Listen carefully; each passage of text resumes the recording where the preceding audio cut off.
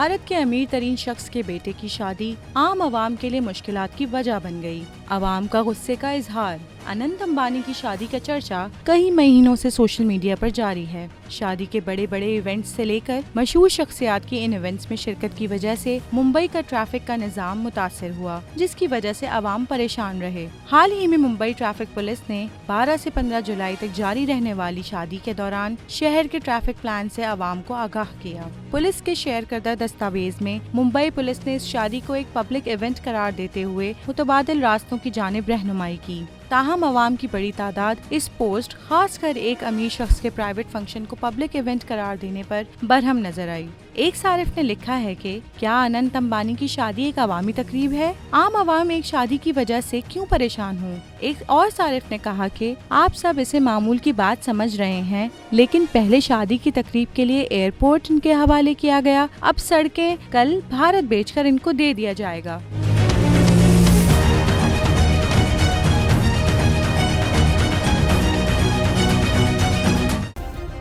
Subscribe करें और bell दबाएं ताकि कोई खबर रह न जाए।